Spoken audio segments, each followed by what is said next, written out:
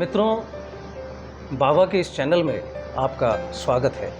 मैं AR मिश्रा सदा से ये प्रयास करता रहता हूँ कि बाबा, माएँ और सनातन धर्म से जुड़े हुए लोगों से आपको मिलवाता रहूं और जो अपना धर्म है, धरोहर है, जो धर्मशास्त्र की शिक्षाएं हैं, उनके अनुभवों के अमृत से आप रसपान कर सकें, इसका माध्यम मैं बन सकूं, ऐसा मैं प्रयास करता हूं। सौभाग्य से आज यह अवसर मुझे पुनः मिला है लोनी के श्री शिव शक्ति हनुमान मंदिर के प्रांगण में आकर। यहाँ के संस्थापक श्री CP शर्मा जी के अनन्य प्रयास से पिछले कुछ दिनों में यहाँ भागवत कथा का आयोजन हुआ और उसमें दूर दूर से लोग आए और भगवान की कथा का रसपान किया।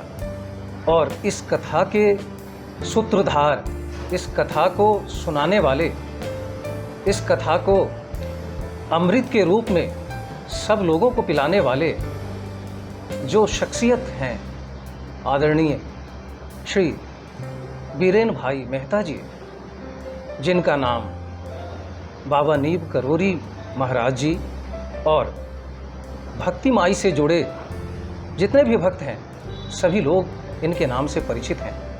आप गुजरात से आते हैं, मगर पूरे भारतवर्ष में जहाँ भी भक्त इन्हें बुलाते हैं, आप वहाँ पर श्री मद्भागवत कथा का वाचन करते हैं और लोगों के जीवन में सुख समृद्धि बढ़े, उनके दुखों का समाधान हो, वो धर्म मार्ग पर आगे बढ़ें, ऐसा इनका प्रयास रहता है। आज आपसे मिलकर कुछ बातें करने का अवसर मिला है, सुअवसर मिला है। मैं आपका अभिवादन करता हूँ, प्रणाम करता हूँ और मैं सबसे पहले उनसे आग्रह करता हूँ कि वो अपने मुखारविंद से स्वयं अपने बारे में 2 शब्द बताएं, फिर आगे हम प्रश्नोत्तर करेंगे।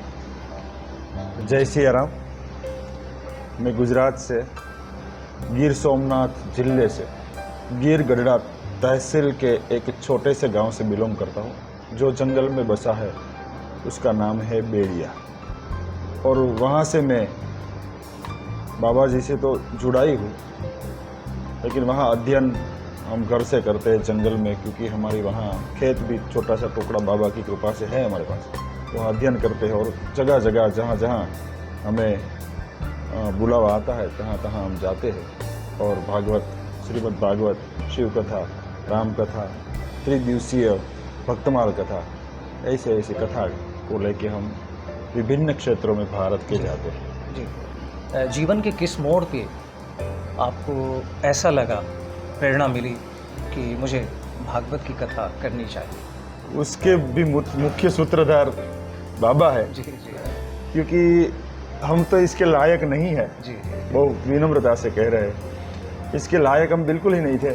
हाँ, मेरे गुरुजी जो मेरे चाचा है गुणवंत जी रामायणी, वो बचपन से हम उसके साथ कथा में जाते थे, वो हमें सब सिखाते थे। लेकिन हमें ऐसा लगता था कि ये तो कोई एग्जाम में तो आने वाला है नहीं। जी जी, लोकाभिरामम रणरंग धीरम या मनोजवम मारुतुल्य रूप, ये कोई एग्जाम में तो आने वाले हैं नहीं। फिर भी मेरे चाचा जी जो मेरे गुरु है, वो हमने मार मार के पढ़ाते थे कि तुम। और उसके बाद हमने काकभूषणी रामायण सिखाई और हनुमान चालीसा सिखाई।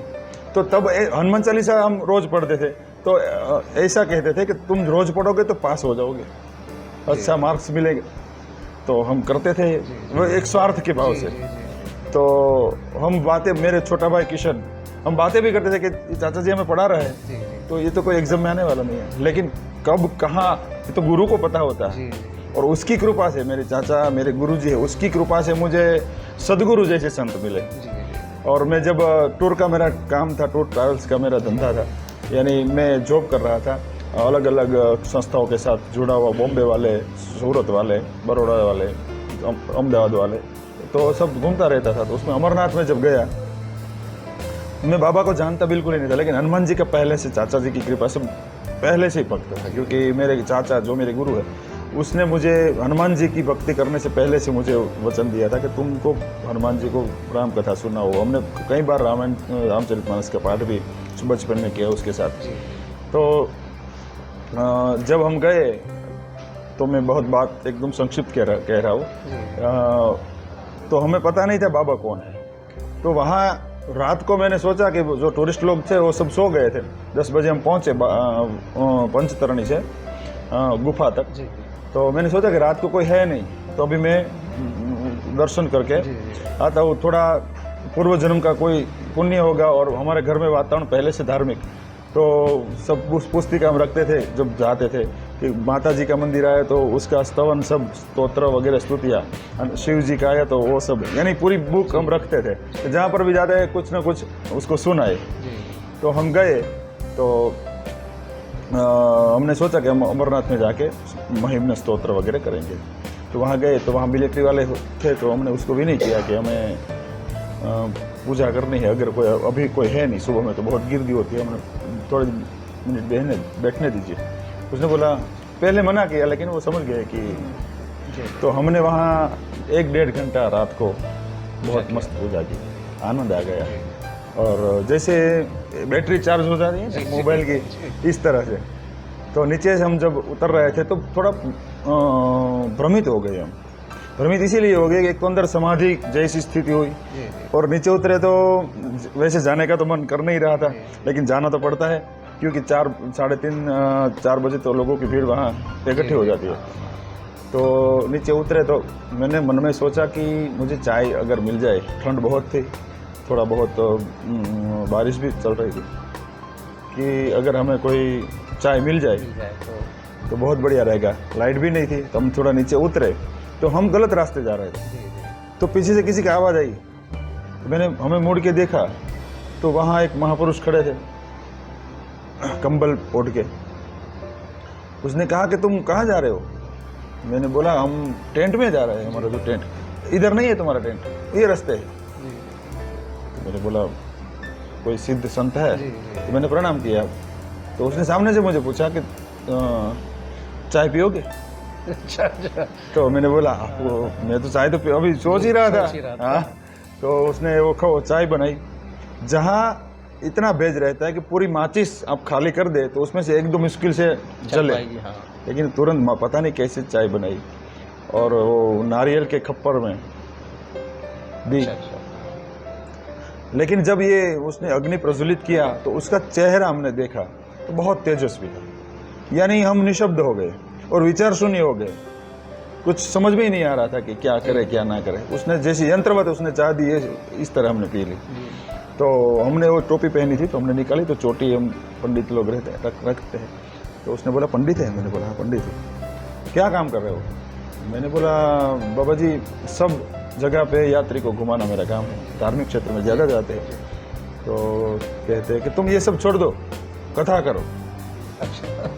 तो मैंने बोला कथा तो करूँगा, लेकिन सुनेगा कौन? सब व्यवस्था कौन? आयोजक मिल जाएगा, तुम शुरू कर दो, सब होता चला जाएगा। तो चाय तो ख़त्म हो गई, तो वहाँ तो बर्फ़ होता है ना, हाँ, बर्फ़ से मैंने वो साफ़ करके उसे दे दिया वो खप्पर। तो अब तुम चाहो। तो मैं थोड़ा 4-5 कदम बढ़ा, मुझे याद आया क्योंकि उसकी जो आंखें की जो रोशनी, चमक थी, तो मुझे ऐसा लगा कि उसे मैं पूछ लूँ कि आपका आश्रम वगैरह कहाँ है। तो मैंने पीछे देखा तो कोई नहीं था। तो मैं तो टेंट में आ गया, सब यात्री को उठाया और सबको भेज दिया दर्शन कर। लेकिन मैं नहीं सोया। मैं 2 बजे तक इधर उधर, वहाँ बहुत साधु संत आते हैं अमरनाथ में, तो 2 बजे तक हमने उसे ढूंढा, लेकिन कहाँ पर भी नहीं मिला। हमने बोला कोई होगा। हम वापस आ गए। तब हम सूरत में रहते थे। तो एक बार अचानक ही 2-3-4 महीने के बाद अचानक ही हम टीवी देख रहे थे, उसमें किसी चैनल में बाबा जी का पूरा रिपोर्ट आया, ये फेसबुक वाले का, ये एप्पल वाले का। तो हम तो चौंक गए कि यही कंबल थी और चेहरा तो यही था। वो तो मैंने तब तो नाम लिख लिया कि नीम करोड़ी बाबा है। जब मैं साइबर कैफे थे तो तब ये सब कुछ नहीं था।